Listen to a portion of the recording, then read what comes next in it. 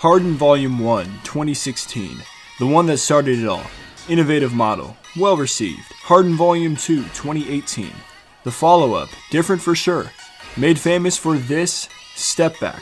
My mind is going a mile an hour. Oh. Harden Volume 3, 2018. Basic. To me, a step back for the signature line. A lot of y'all didn't seem to think so, but we have a right to our own opinions. Harden Volume 4, 2019. Did Adidas just redeem the Harden signature line? This is Topic Tackle. Let's go.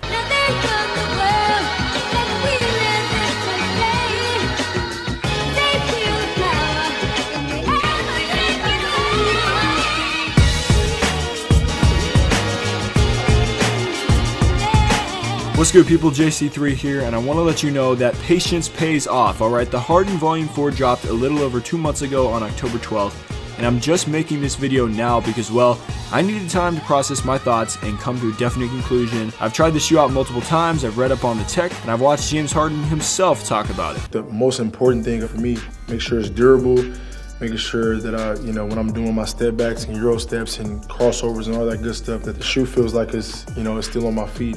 And it's basically going wherever I go. And my first reaction was a flop. I'd only seen it in this team gray colorway, and it looked cheap to me.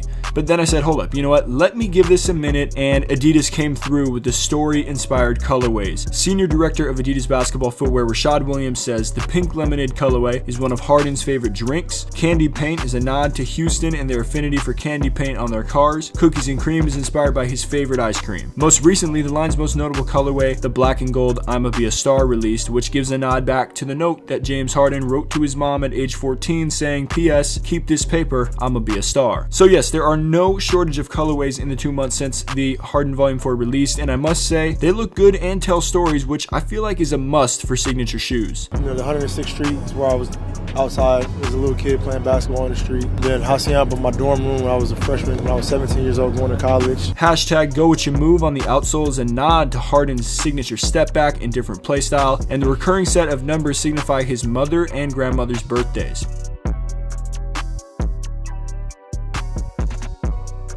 I made it known in my review of the Volume 3 of the lack of innovation I saw in the model. The lack of innovation came not only in the aesthetic of the shoe, but the tech specs as well, which are the most important aspect of a shoe as they relate directly to on-court performance. Adidas wisely ditched the thin, nearly non-existent boost in the heel for Light Strike and relocated the non-adjustable midfoot strap under the laces. Light Strike has been in the works for 5 years at Adidas, and the transition to it in Harden's signature line has been in the works for about 2 years now, as this is how far out the Adidas design team begins to work on Harden's shoes. Light Strike foam is Adidas' newest cushioning innovation and has only been featured in the laceless next level model. It is roughly 40% lighter than a traditional EVA foam while providing response and cushioning similar to top EVAs. James has always logged a lot of minutes, and this was on the forefront of Williams' mind while designing the shoe, and by abandoning the boost, the Volume 4 becomes the lightest Harden to date. And personally, I like the feel of the Light Strike cushioning. It isn't too soft where you lose all response, and it isn't too hard to where it feels non-existent. A couple more tech specs: the outsole remains 3D printed, mapping out the areas where Harden applies the most pressure. A new customizable lacing system dawns itself on the medial and lateral sides of the shoe. Williams and his design team sketched out different ideas on where this lacing system should be and extend to, and I believe they made the right choice by placing it where it is. When the lacing system extends down too far, like right above the outsole, it can cause some tightness in the midfoot area, which is something I experienced with the Volume 2s, a little bit of discomfort there. Adidas also focused on improving the lockdown in the Volume 4 as Harden's game involves a lot of stopping and starting. He didn't want to have his toes constantly jamming to the front of the shoe, so they improved the strap in the midfoot area. Also, the TPU heel counter is what locks the foot into the shoe, so there's freedom to make every move on the court without fear of the shoe falling off. And finally, the overlay on the toe box. In my opinion, it looks more premium and suede with certain models as opposed to this plastic material, but either way, it keeps the foot locked in and it does not allow Harden to roll out. Overall, I think the Volume 4 is a great bounce back shoe for the Harden line. It seems to be hanging in there with Harden this season through all the big nights and many moves. Just don't tell James he's traveling though. Traveling. It's controversial. You talking about on an airplane? Boom.